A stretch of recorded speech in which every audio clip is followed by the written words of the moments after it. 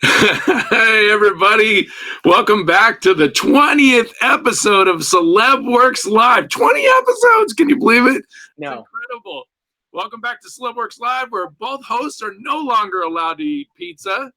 I'm Christopher Arsaga. And I'm Nery Lemus. Thanks for joining us. Before we bring on our special guest, we want to remind you that if you have any questions for us or for our guest, please post them on the official stream, and we'll answer them if we can.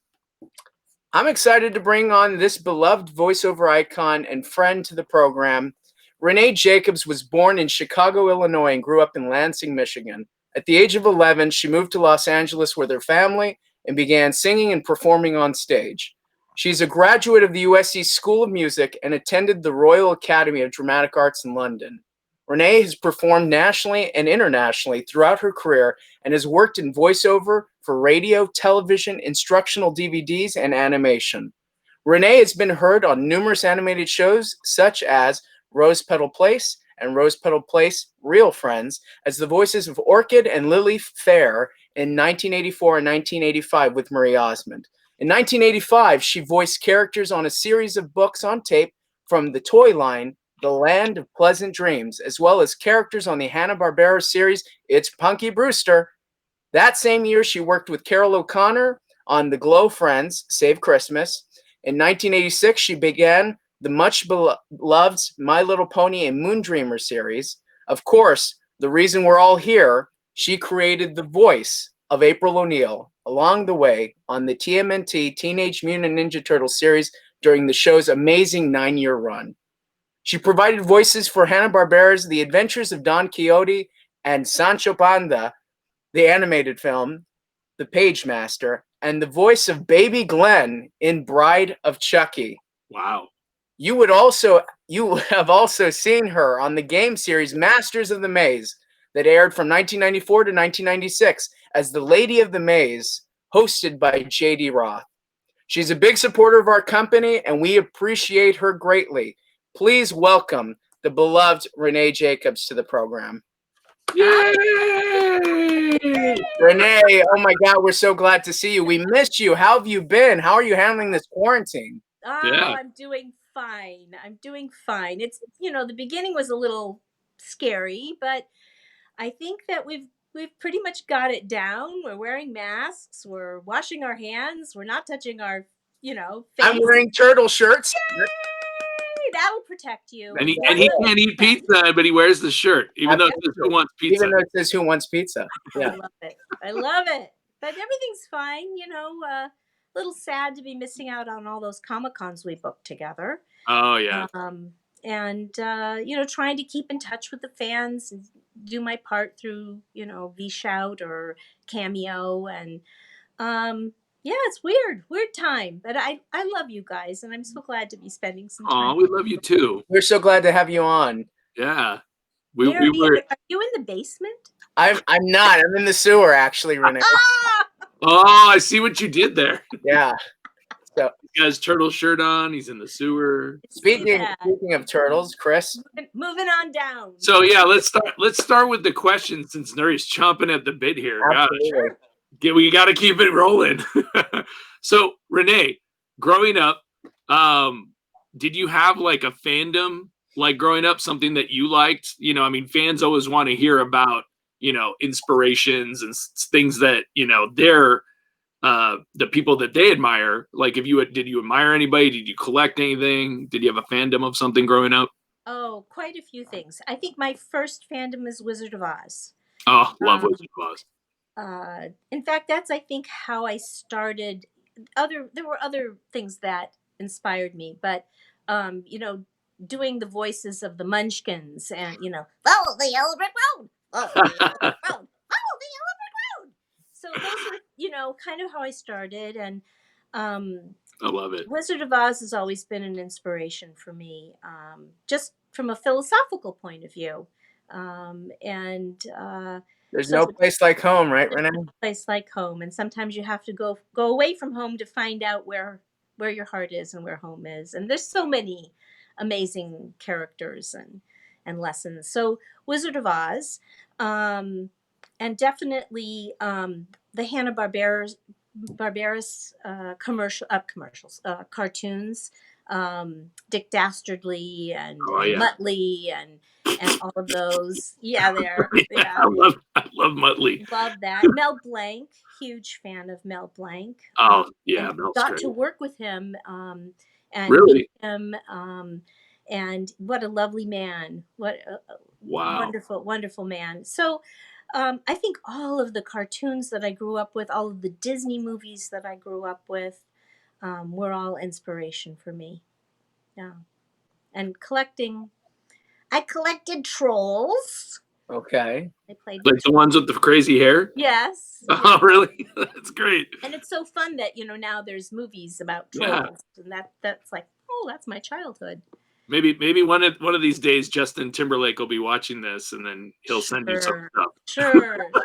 We'll swap autographs. I'll send it. I'll send it out. I'll make sure he gets it. Thanks. So I hear from a friend of ours, you did an interview in Pasadena with a friend of ours, and he's a puppet. Oh, that was And sick. I remember when you guys were doing your interview, I actually caught one of the questions, and it was really interesting to me. So I'm sure that everybody watching would like to hear this one. I hear you have a history with puppets. I do. Don't tell anybody. Well, you're going to tell everybody right now. I do. Actually, that's how I started. When I was 6 years old, living in Lansing, Michigan, my mom found me down in the basement. She didn't know who was down there with me because there were all these voices going on.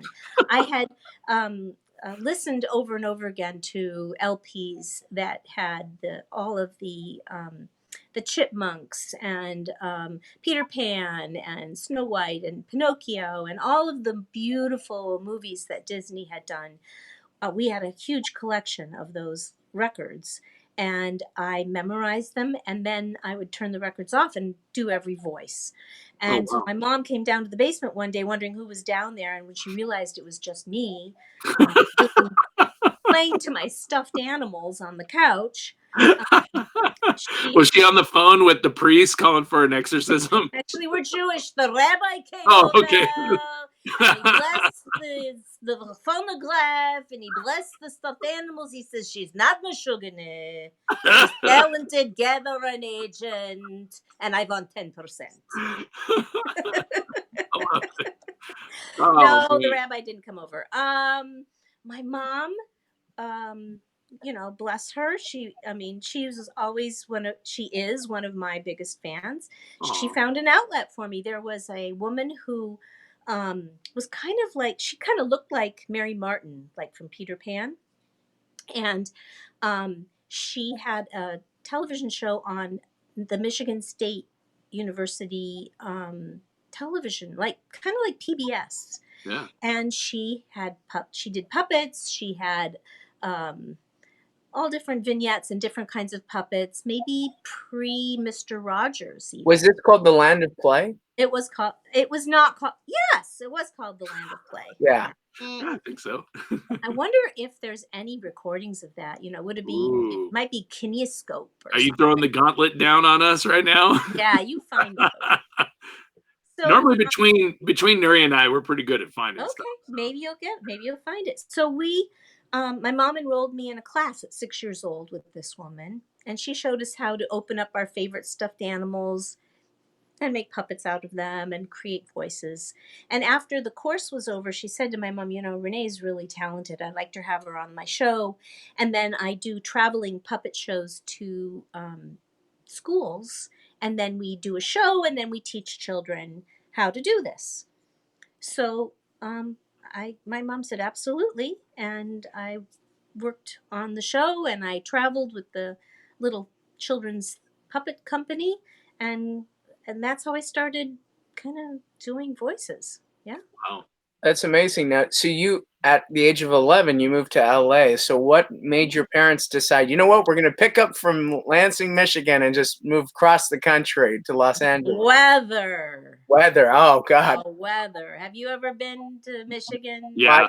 For a convention, yeah. No, I shouldn't knock it. I was in Lansing last year and did a Turtles convention in Lansing, which was wonderful. And the weather wasn't as bad as I remember.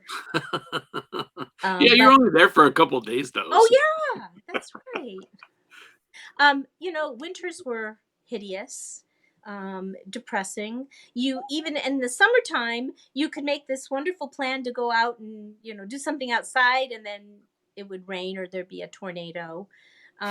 So my mom just said, I can't take it here. We have to move.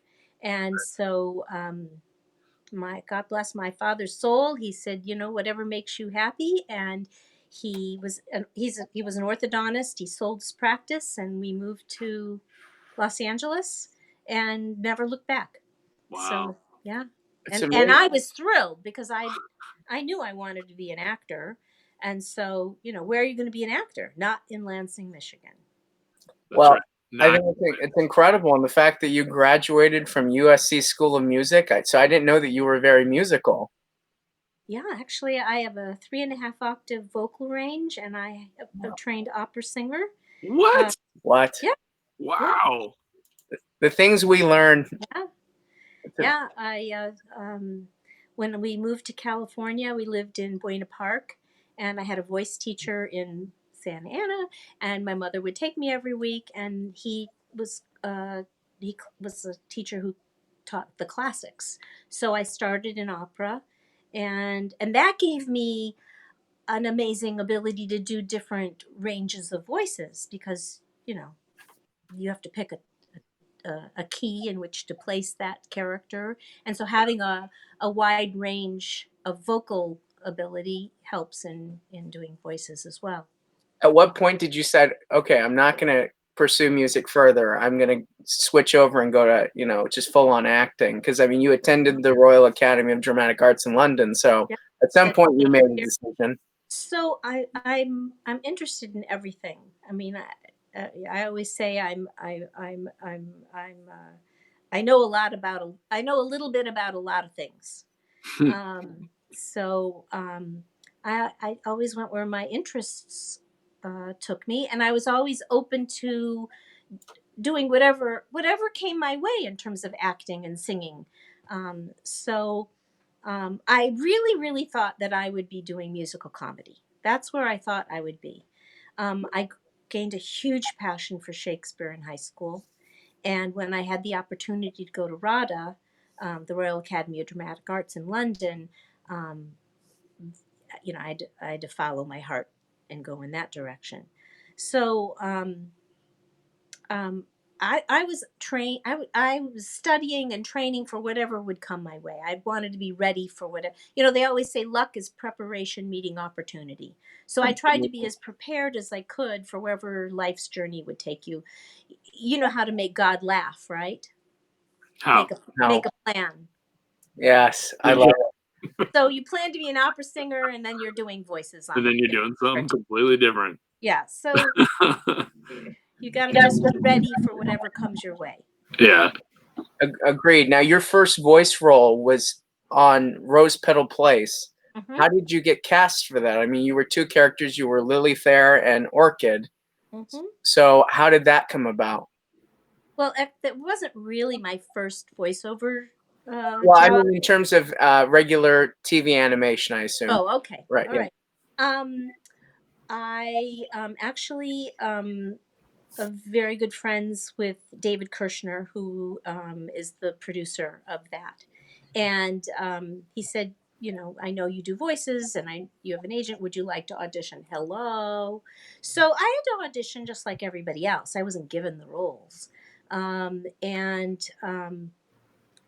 Luckily I was cast. And so, that was my first opportunity in a studio like that with it. In the past, I had done like recordings for where I'd done all the voices. So it was me. And that was the first time I got to sit down with Sue Blue and Sue Blue. Yeah, and of course Marie Osmond. And you're trying to act like you know what you're doing. You're like, holy shit, what is this? You gotta fake it till you make it. Yeah. So Yeah, fake it. That's what Nery does every day. Are you kidding me? I'm doing it at this moment, Chris. Fake it right now. I'm doing it right now. Him and his hat. I was lucky to put on a shirt today. I had to do it. I'm sorry. All right. I guess we should probably skip to like the stuff that people probably are, want to hear. Maybe some April O'Neil questions, right? Sure. So, how did you get the role of April O'Neil? I got a phone call from my agent. He said, "There's this show. It's called the Teenage Mutant Ninja Turtles." I said, "It's what?" He said, "It's I don't really know. What the heck is that?" Yeah, what is that? I don't know. But there's a role of a female reporter, and every gal in town is auditioning for it. So you're going to. Yeah. Great, fine. So I show up at the recording studio, and Stu Rosen is the director, and I see, everybody I know in town is sitting there waiting to audition. It was just the women at that. The guys weren't auditioning at the same time. Oh, okay. And about a few weeks later, I got a phone call. You got April, and so the first day we get into the recording studio, and again, you're all, it's so interesting. You always think you're the one in the room who is frightened or insecure, right? And then you find out years later when you talk to Rob Paulson or Towney or any of the guys, and you find that they were scared too. Oh, of course. You're always, actors are so insecure. I mean, you think, oh my God, they don't know I'm just faking I think everybody is. People just don't realize that actors are too, We're all people. And I'm so glad you brought up Stu Rosen, because I read somewhere that initially he didn't approve for you to be the role. So Stu Rosen, who voice directed you, did not think you should be April O'Neil. No, he didn't. I had done some other work with Stu. I can't remember what shows now. They were with Deke, and he was the director. And he directed Glow Friends. Right, yeah. But Stu, on a personal level, out of the studio, he was very sweet. He was also very insecure. So in order to make himself feel important when you were in the recording studio, he did a good job putting you down. So that was lovely, and but like Jekyll and Hyde, and you never know what's going on the other side of the glass too. The pressures of the producers or the writers or the network, whoever's over there on that side. As actors, we don't hear it, so we don't know what the director who's trying to do what they're saying and trying to get us to do, and so there's a multi-layer of understanding of what goes into these things. But as an actor, you're the one going, holy crap, he hates me, I'm losing the job. So after so you always recorded in the morning you rehearsed in the morning, and then there'd be a little break, and then you'd record. So in between, Stu would go out and smoke, and we'd go out and get some fresh air. And he said, Renee, I didn't want you for this job. It was like a daily reminder for you. Yeah. And apparently, I was reading a Stu Rosen article, and for people that don't know, Stu Rosen, very known TV writer. He's did a lot of stuff, very versatile, very smart man, and we just lost him within the last year and a half. Yeah. So he said that everyone that he played you for, the producers, meaning every April O'Neil that auditioned for it, they said, no, that's not April, that's not April. And it wasn't until he showed him your tape, which he didn't think you were going to be the one, that when he pulled your audition out, every one of the producers said, yep, that's April O'Neil. That's right. In fact, that was, he said, I didn't want you, but I played every single audition, and they didn't like anyone. And that's great. We're going to start the process over again. And he said, well, I've got this one, but I don't think she's April. And they played it, and that's when, and he said, and they said, that's April. So that's how you got the job, honey. Wow. Thanks, Stu. So, friends. So did you have like an inspiration for April when you auditioned, like a reporter, like that you thought of in your head or something? Well, they showed they showed me a sketch of April. It Right. wasn't in color. She was just a line drawing, and she looked pretty capable. You know that I didn't know it was a yellow jumpsuit at the time, because it was a sketch, black and white sketch. So she looked, pretty formidable, and her camcorder kind of looked like a gun, and those boots were pretty cool. Yeah. So and there were starting to be female reporters. Now there's lots of reporters, but there were female reporters that I took inspiration from, and most of the characters that I played previous to this were all little creatures, right? Right. So but this was very close. I thought she was very close to me, Yeah.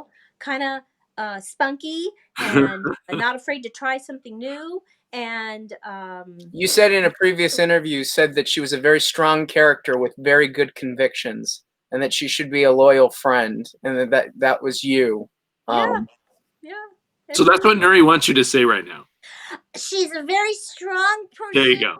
With very strong Conviction. I mean convictions, and she's very much like me. So that's how I chose how to do her. Well, you also said that she should be very serious about her work, and that she wanted and that she wanted to be taken seriously, just not looked at like a pretty face. So right. Not just like a pretty face. Oh my God, you're killing me. That's why we love you, Renee. You're right. You can always make me laugh. I was right. All right, Nery. Now this is when you're supposed to say. I don't know. She got me. So back to some of the questions. I mean, you worked with an all-star cast. I mean, a lot of the people that were on the show, just remarkable actors. I'm going to name some of your cast members, and I'd love to run down the line, and you tell me a little bit about them, what it was like working with them, any little story you might have. So we're going to start off with the brilliant Rob Paulsen, the reason that technically CelebWorx exists today, because of Talking Tunes. So let's talk about Rob. Of which Renee was there that day. She was there. She was there the day that CelebWorx was born. This is a very full circle interview, Renee. I don't know if you understand this. That's so cool. Hey, Chris, where are you going? Look. Tell your mother you'll get back to her. Oh. I forgot. I had this sitting right here. You signed this that day. That's funny. I totally forgot I had this sitting right here. That's great. I wasn't leaving you. Don't worry. I thought your mom was calling you from the No. She can wait. Okay. Because you look like you're in the basement. She's probably watching right now too. Sorry, Mom. Hi, Mom. Sorry. Rob Paulsen.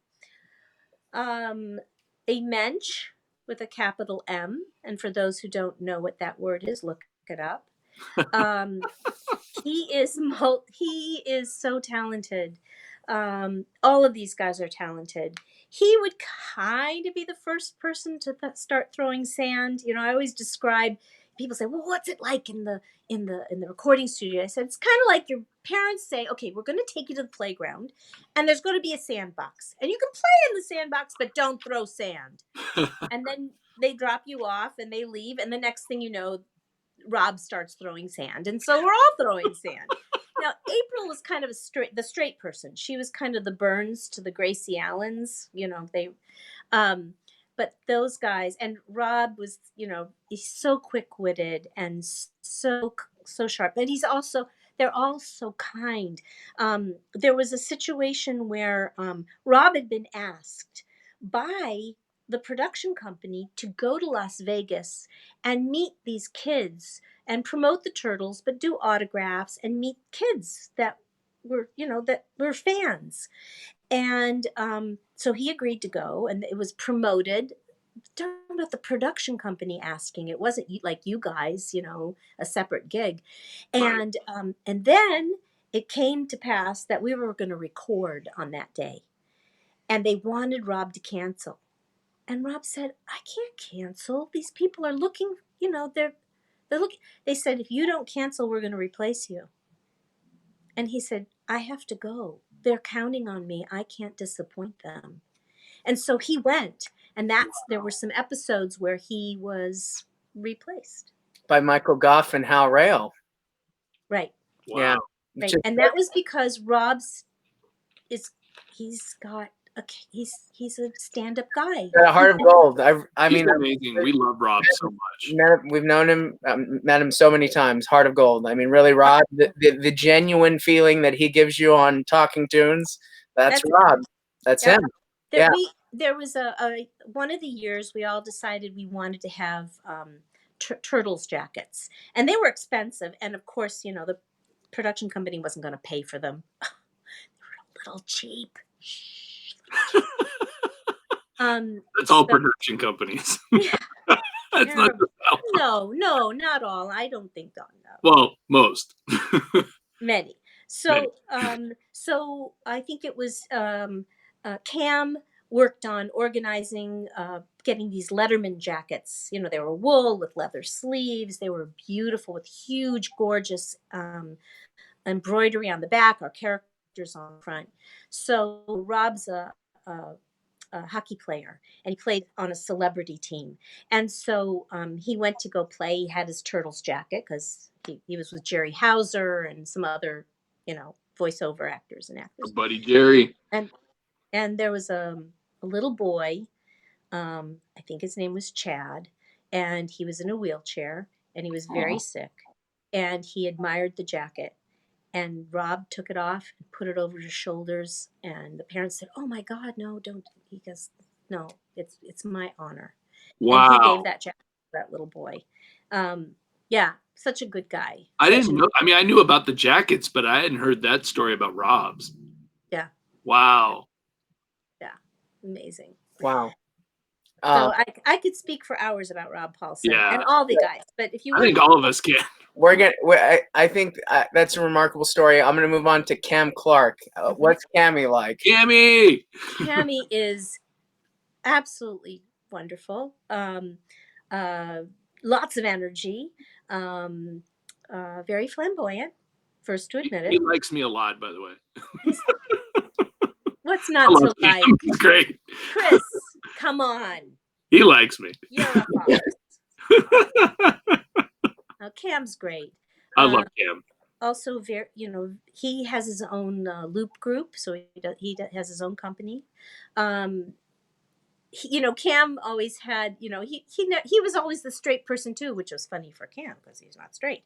But Leonardo's always, "We've got to do something." He could never come up with some smart ass line, really. And he's a member of a dynasty of performers, the King family. Yeah. So for anybody who doesn't know who that is, they should definitely look in. This was they're Mormon. Most of them were Mormon. He's actually got a one-act play for anybody that's interested. I think it's online. The one-act play. He's brilliant. Absolutely brilliant. And absolutely brilliant. And then just recently, he was going to do a show with his cousins, bringing back that music. They were going to be singing, and I'm sure it'll happen. It just during COVID, everything stopped. Speaking of cousins, Pat Fraley is one of Cam Clark's cousins. I don't know if you know that. I think it's once removed. I think Cam's related to everybody. He's my cousin too. He's a Mormon. That's great. Okay, so we move on to Townsend Coleman. Townie. So I will start out by saying, for everyone, the most generous, the most kind, and so talented. Not just voiceover talented, acting talented, tour de force talented. He's a member of a theater group that performs here in Hollywood. He did a show. It was almost a one-man show where he played a preacher, and it's quite a crisis, quite an amazing show. I was speechless after the show. He was brilliant, and he's so generous with his time. So Townie's a real tech guy. He talks to Chris, so yeah, sure. Yeah, he was the first to get an MP3 player. He was the first to get all of this stuff that now is just everybody has it, and he knows all about it. So I was asked to audition for a docudrama on the Holocaust. Oh wow. And I didn't have a studio at the time. So I called Townsend. I thought, oh my God, I know he's got, but for whatever reason, we couldn't work out that I'd go to the studio. So he showed me how to do the recording with the equipment that I had. He took that, I sent it to him. He cleaned it up, all the, whatever little sound things were a problem, he cleaned up, and I got the job. Wow. And he's so generous that way. During COVID, he's been helping people set up their own studios. Really? He's just generous and kind, and just a ginormous heart. Great man. Nery and I went on a cruise a couple of years ago for the show Adventures in Odyssey, and Townie's on the show, and we were with Will Ryan for the cruise. And the first day we walked out on outside out of our sliding door, and we looked to our right, and there's Townie standing right. He was in the cabin next to us. Oh, that's I was like, great. oh, this is going to be the best trip ever, man. Townie's right next to us. So you know how he is. He's a very genuine person. Love a good Townie. person. Amazing. All of the entire cast, genuine, giving, supportive, loving, shirt off your back kind of people. I'm going to go to the Legal Mind, Barry Gordon. Oh, Barry. Legal Mind. The Legal Barry's Eagle. the most serious of all of us. Sometimes you try and joke around with Barry, and he just doesn't get it. I think because he taught film, I think, at one point at Cal State LA, right? I don't know if that's still accurate. I don't know if he's. He used to teach at Cal State LA. He does, but I think he teaches something with the law. I think he may have something to do with. I don't know exactly what he's teaching, so you'll have to look that up. Yeah, we'll look it up. Yeah, but he's very serious. He's very political. Yeah. And he's when Barry he was going to law school, and he was president of the Screen Actors Guild during Ninja Turtles. Oh, that's right. So this is a multitask, highly, brilliant guy. And so he would bring his law books into the studio and be studying, and he would look up just at the moment he was supposed to do his line and say his line, and he'd go right back to studying. So he's also a wonderful stage actor. He's also part of a theater company in Pasadena called Parsons Knows. And they do shortened versions of mainly Shakespeare, but classic theater. And very, very talented, very kind. They're all amazing men. Moving on to our first client, Pat Fraley. I mean, I know you. Oh, Pat. Pat's amazing. He is so talented. I don't know if there is somewhere on YouTube a recording of Pat doing the voice of Krang, but you've got to see that. He's incredible when he does it. He's incredible. Oh my God. He moves his throat and he moves his cheeks. And he just does everything. And he's so sharp and quick-witted, and he came up with most of the funny lines for Krang. They wanted us to be serious a lot of the times. So, there was, Strawberry Shortcake and Moon Dreamers and all of those types of shows. And then there was Batman and, serious shows, right? And then there was Ninja Turtles. Well, right. Somebody, and I don't know who, but somebody in the booth wanted it to be dark, right? They wanted to be serious, and so they told Pat he had to be serious. How do you be serious when you're going like this and like this and like this?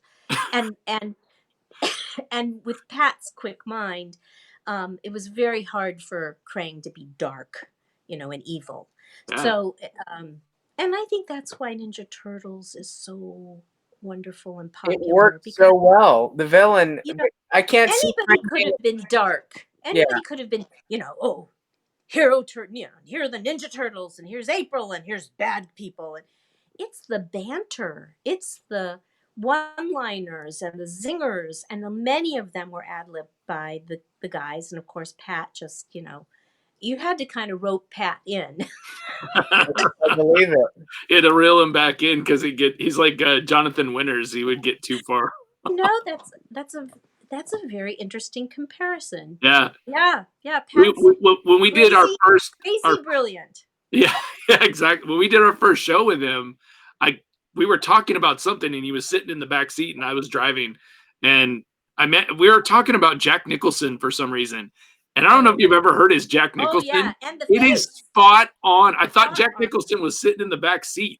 I was like, oh my god, that's good. Yeah, a lot of voiceover actors started by mimicking different actors. I did the cartoon characters and the voices from Wizard of Oz, but most of the guys, many of them started on radio or in music. Rob started in a band and theater. Townie was on radio, most of them they can all do impressions that are spot on. Now we have two more people. We got to talk about Splinter, Peter Renae. Oh, Peter. Oh my gosh. Peter is just brilliant. And, he started working at Disney. I think he started working in, I don't know. He was like the janitor in the basement somewhere. I was going to say trash collection, but yeah. And, worked himself up and he has some funny stories about working in Disney. But Peter is very low key, but man, sharp as a tack. Oh, absolutely. We've seen it firsthand. We were at Peter doesn't do many shows, but we were at TFCon, and we were able to bring him out for that one show with the help of Colin Douglas. And my God, you don't think that he's listening, but he's listening to everything, and he always comes back with that very sharp, quick wit of his. Very. And Splinter's character, kind of like my character, calm, quiet. This is, but I don't know if you know this, but there are times when Splinter will go, yeah, and do something, so you got to listen really carefully because he used Sacagawea.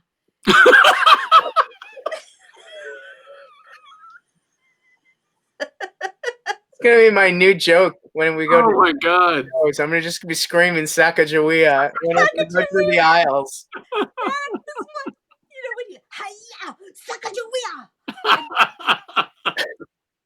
So listen for that. That's what I love about Ninja Turtles, because there are all these little hidden things that if you as a kid you wouldn't have caught it, but as an adult if you know these things, so many people, they don't know the Marx Brothers, they don't know the Three Stooges, they don't know Abbott and Costello. It's a crime. It is a total crime that people don't know the Mel Brooks and Carl Reiner and the Sid Caesar. Let's even go Sid Caesar. I mean, yeah. But Sid Caesar, the show of shows, all those are Neil Simon, Woody Imogen Coca, yeah. Okay, you guys are like, I love you guys. You're like brilliant. But we'll have to tell you our Mel Brooks stories another time. Yes, okay. We'll reserve that for another show. And I've got stories too. Oh, do you? Yeah, but I'm not going to talk about them. Oh, good. Okay, well, that's another show. We're gonna have a Mel Brooks show, and we'll have you on. Okay. Anyway, I don't know what I was. Oh, but so the guys would just sneak in these things. I don't even think that the producers heard Sacagawea. I'm totally gonna find that episode now. It's in many more episodes than you. It's in lots of them. And Peter, that was Peter's little inside humor. Oh, that's funny. That's so wonderful. Highly intelligent, highly, just. That's awesome. Very funny. So I love Peter. He's now the last person we have to talk about. Our podcast producer Gary would get upset if we don't. But what was everybody loves James Avery. Uncle Phil. He's Shredder. Shredder on TNT. He's Shredder. So he was Shredder before he was Uncle Phil. Yeah, and Uncle Phil, come on. So I know. How tall are you, Chris? I'm 6'5". 6'5". I think he was pretty tall, wasn't he? Yeah, I think he Yeah, might have been right up there. And he because was, and Will Smith's and tall, and he was pretty comparative to Will Smith. yeah, and James was about, I don't know pounds, but a big guy. Yeah, he was A pretty big big. guy. James never wore shoes. What? He Are you serious? so serious. So you come to the recording were session with no disgusted. shoes? Oh, my Never walked in barefoot. He walked barefoot. So, but James, the biggest, sweetest, kindest, biggest hearted guy Aw. you ever met. And I'm 4'10", and he's ginormous, tall and wide. And I'd walk into the studio, and the next thing I know, my little feet are going like this because he's picked me up. Picking you up. Such a sweet guy, and a quick wit, and a little bit of a little risque wit. Oh, that's A funny. brilliant man, classically trained actor, very involved in the civil rights movement. Oh, yeah. I attended his memorial service and learned so much about him that this was a still waters run deep kind of guy. I mean, just people have got to research James Avery, a giant, in not just tall, a true giant.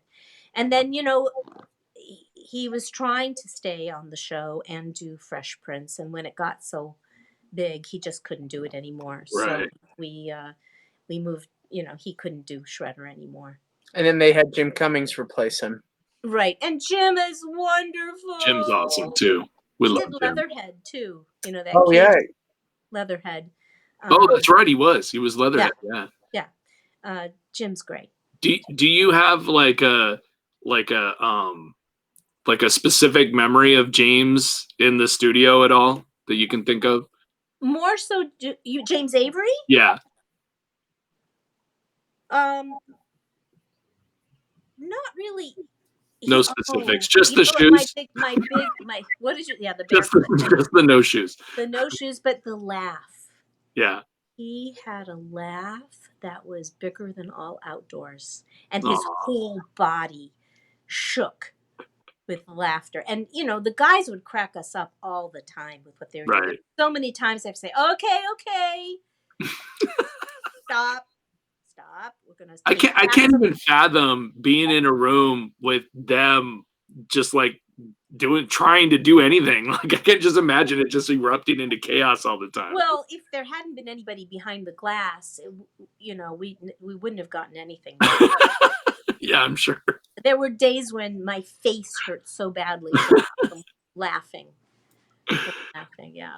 Did you ever think, or did any of the guys ever think you could be still talking about the series almost 35 years later? Good question. That's a great question. No. I mean, that it lasted 9 years was amazing. And honestly, we knew it was something amazing when we had to be secret about where we were recording.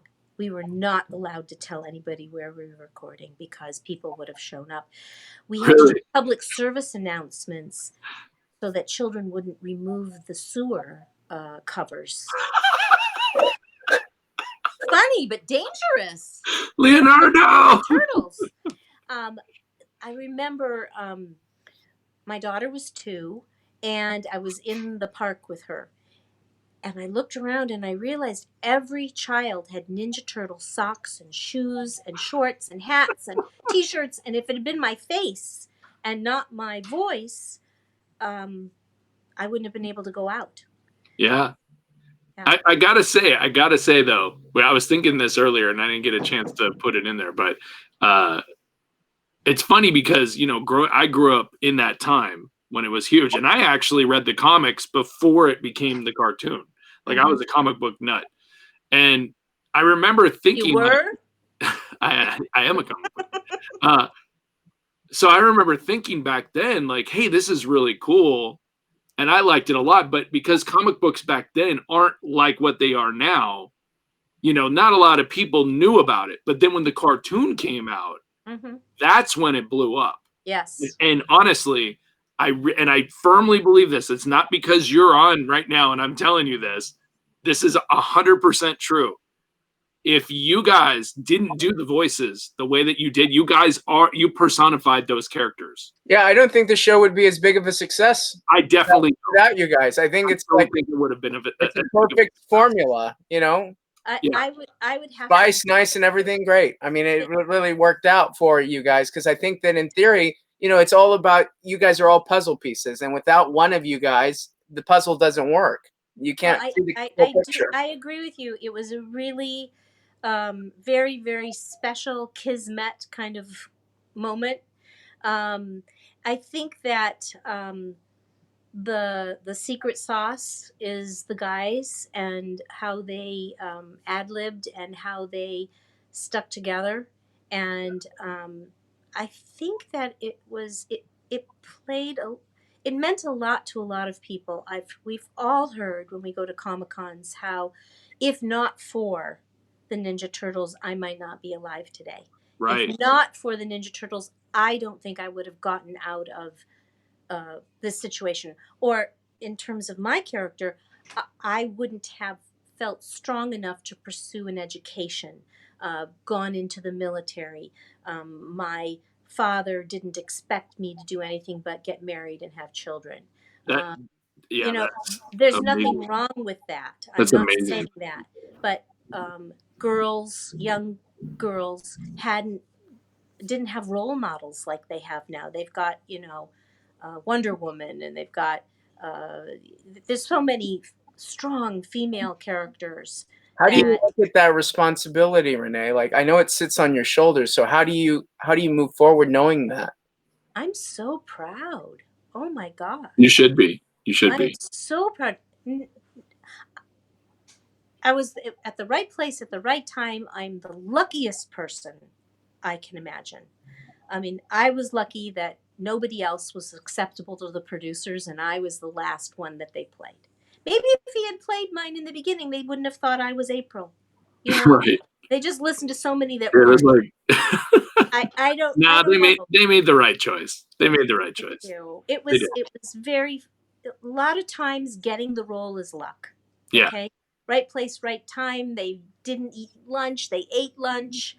They had a stomach ache. Stu Rosen went on a smoke break, and it came. Right. Yeah, well, I'll just settle on that Renee girl. Yeah, that's we'll fine. It'll be fine. If you really want her, it's fine. So now that the show has been introduced to, I mean, we're into like many generations now because they keep rebooting the series. They keep doing, shows. You can't get it right. I know. The first one is always going to be the best one. But now that it's so many different generations and you're going to shows and you're meeting fans at Comic-Cons, like, do you have any fun, like experiences with people with their children, or, do you have some stuff we can talk about?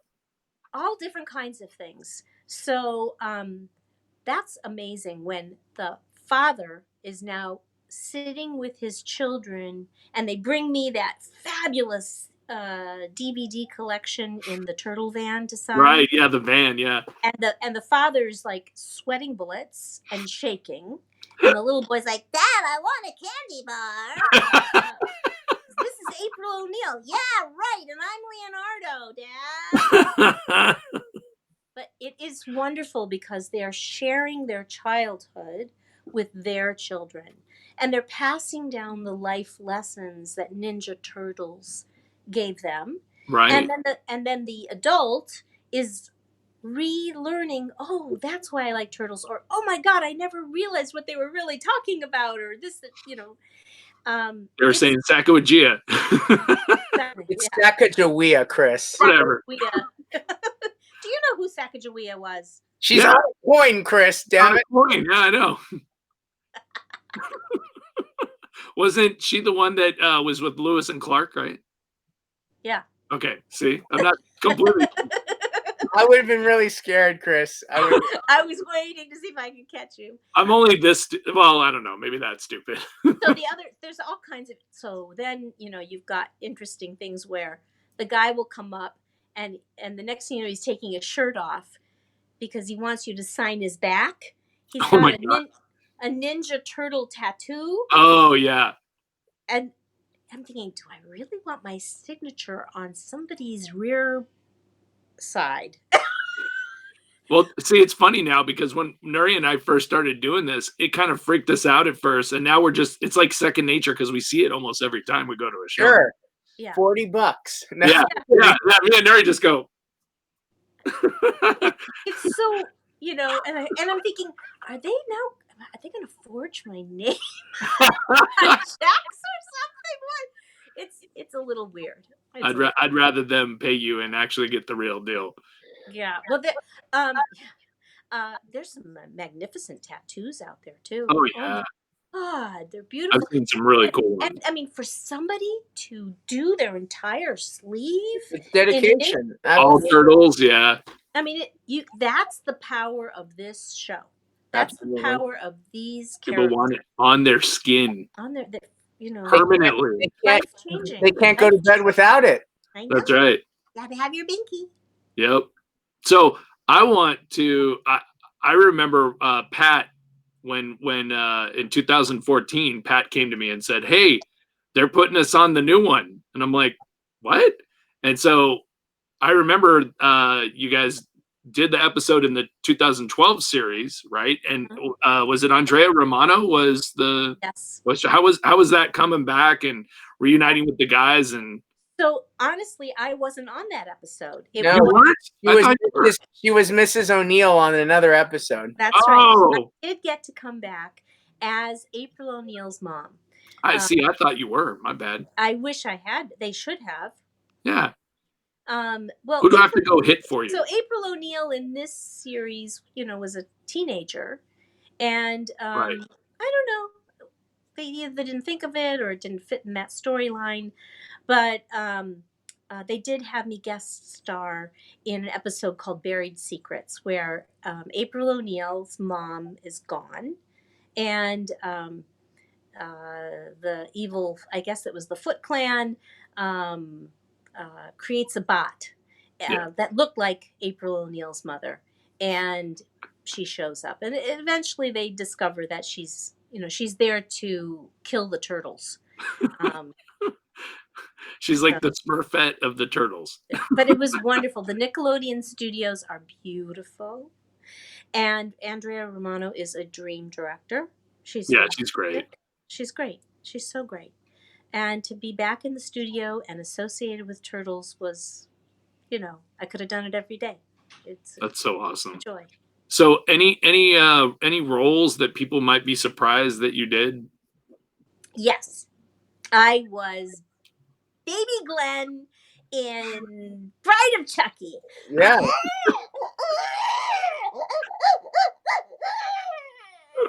That's so awesome. For a lot of horror collectors that don't know, that's pretty cool because that means you are the seed of Chucky. Isn't that amazing, Renee? And they took what I did and they blended it with a pig squeal. Really? Yeah. It's interesting. And that's how they created that. I can't wait though. That's going to be fun because now that people will know because they're going to. You know what? I should be doing horror convention. These autograph signings of Baby Glenn. We're on it. Trust me. When we get off, we're making phone calls. We can V-shout it. Yeah, we can V-shout it. You're right. And for people that don't know, Renee Jacobs is currently on V-shout, vshout.com to buy your personalized autograph and video recording. Yes. So now that we threw that in there, go there and make us money, please. I mean, send us money. I'm going to get to the inside the voice actors studio questions. Uh-oh. So I'm going to have Chris take it away and start with the first one. All right. So let's see. What's a fun one to start? What would you say is your favorite quality about you? Favorite quality about me? About yourself, yes. I have a lot of them. It's all encompassing. I'm very loyal. I am who I am. You get what you get with me. I don't hide. I don't hold grudges, except if you do something bad to me. Um, I think that's why you and I get along so well, because I'm exactly the same. And that's why I'm always mad at this guy over here. but he's over there. That way. No, that way. No, that way. That way? Yeah, that's where he is. So loyalty, you're I'm forgiving. loyal. I don't give up.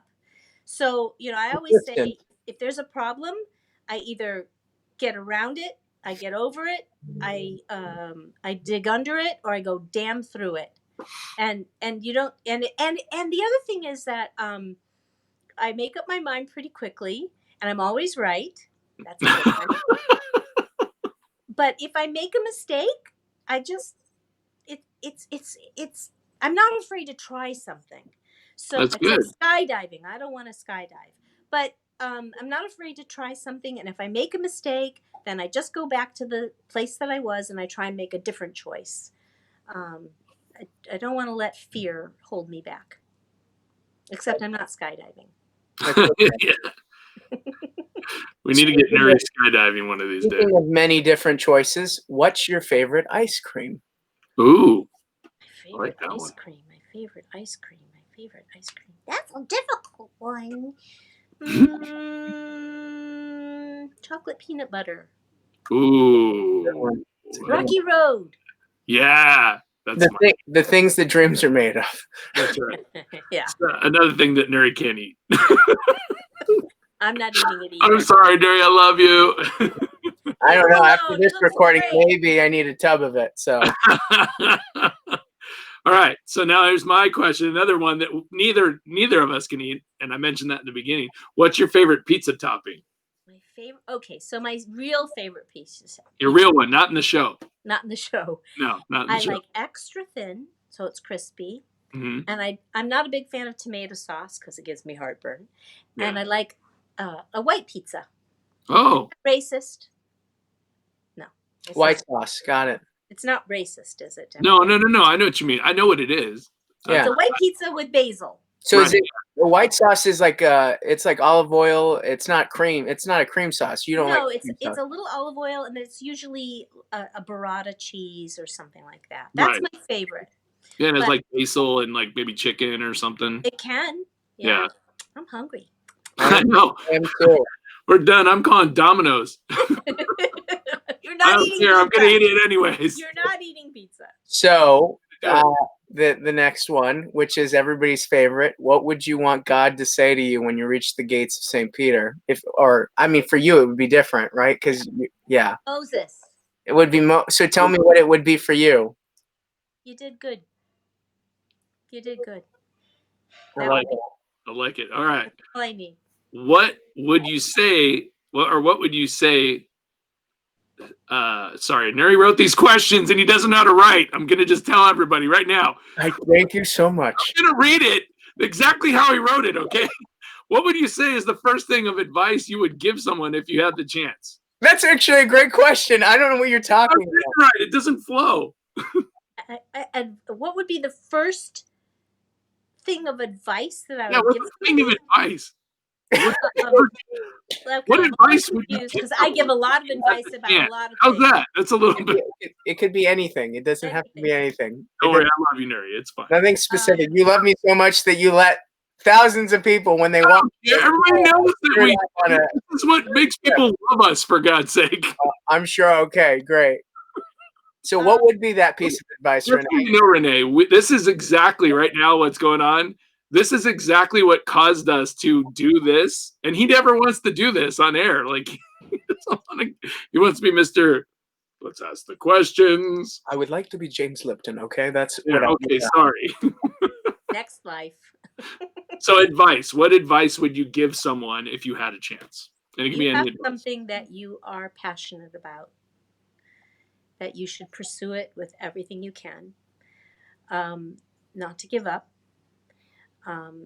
Keep your eyes open, and don't be afraid that if the road takes you in a different direction, to take that road, because you know how to make God laugh. Make a plan. Make a plan. That's right.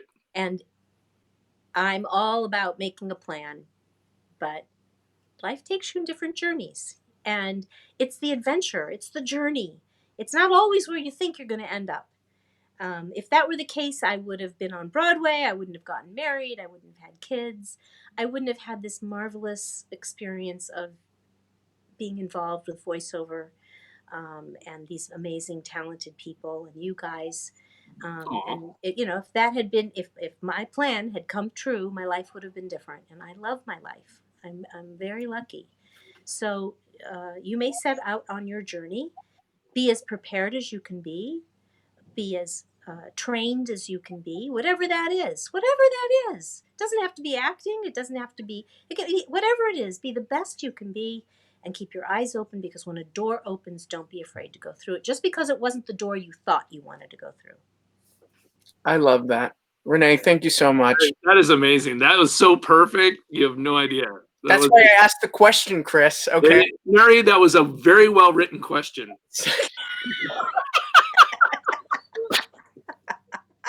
It was well intended. It was well intended. No, it was a good response. She helped you out. Absolutely. I'm thankful. I need more people on my side, Renee. You need always on your side, Nery. And yours too. Everybody's on your side. Stop with that. Everybody too, loves you, I swear. Okay, so before we end off the show, I mean, we unfortunately don't.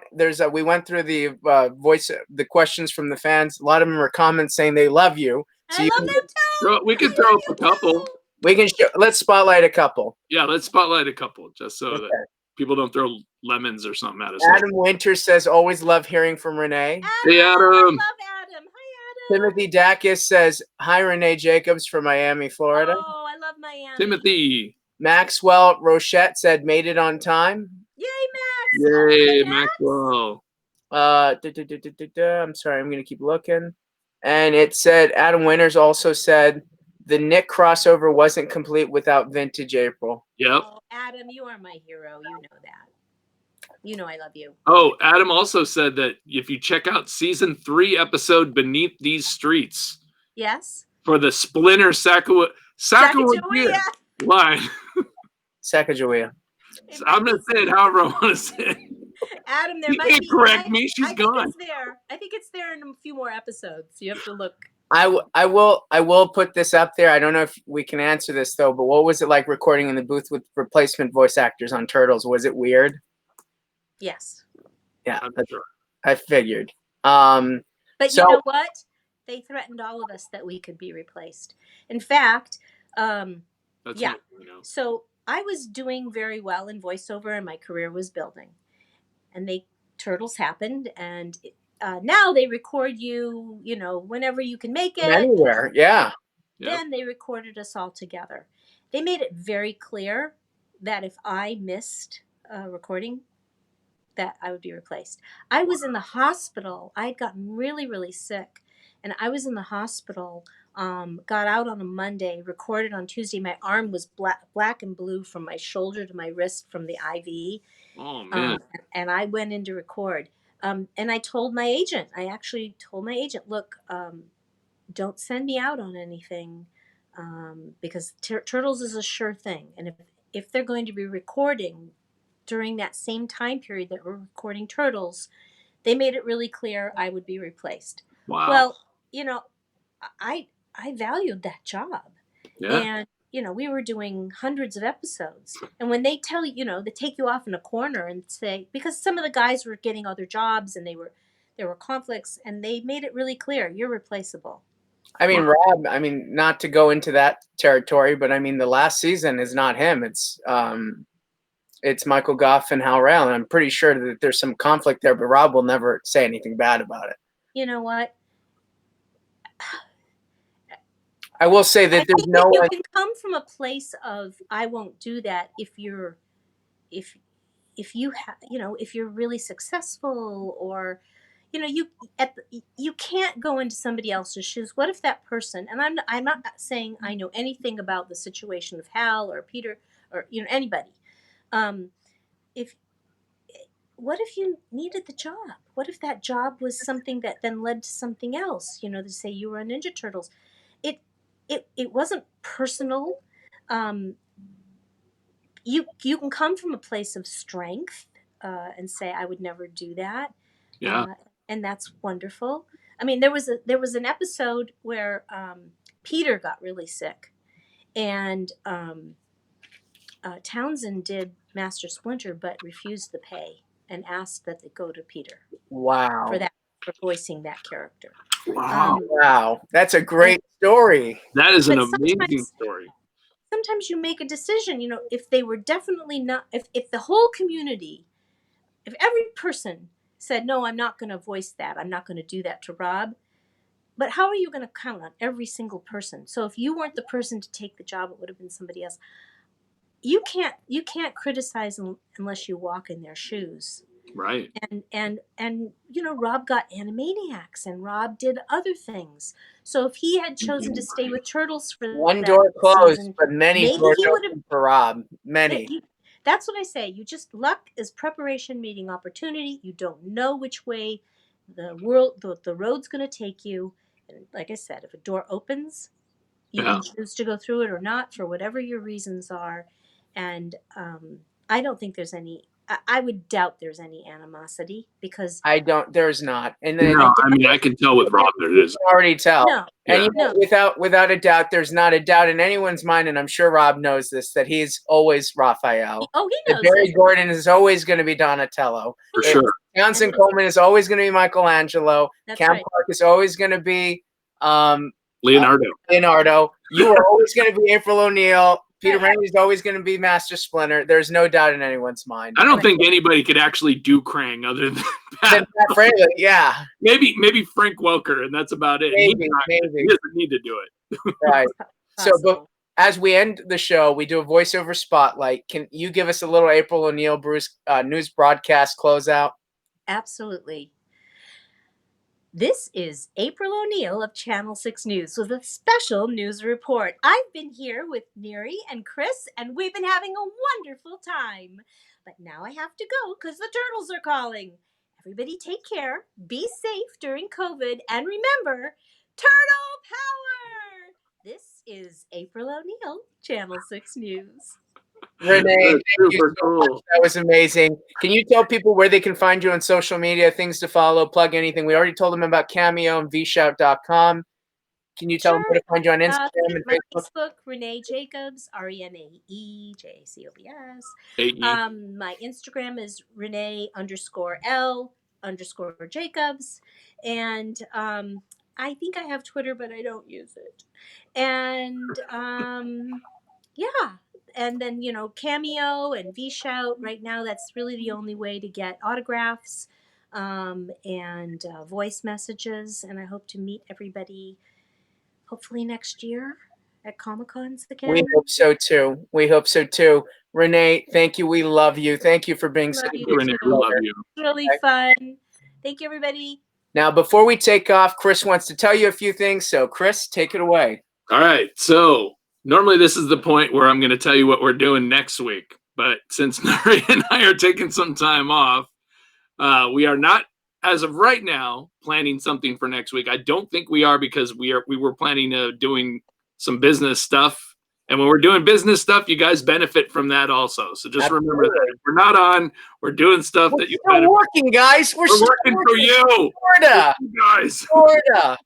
So we also have postponed the G.I. Joe Thursday podcast also. So we're not doing that one. We're not doing as of right now, we're not doing Sunday. If it changes, we will post something. So continue to follow us on CelebWorx on Facebook. Also, Nery already mentioned the vShout guys. Please, if there's plenty of guys that you can choose from, go on vShout. There's a ton of clients. Renee is on there, and the stuff comes out great. It looks great. You get a little video.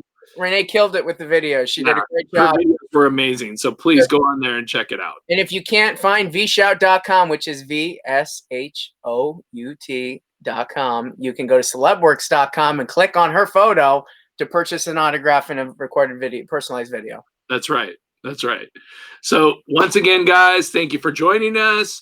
My name is Chris for Arsaga, and you can follow me on Instagram at @TheRealArsaga.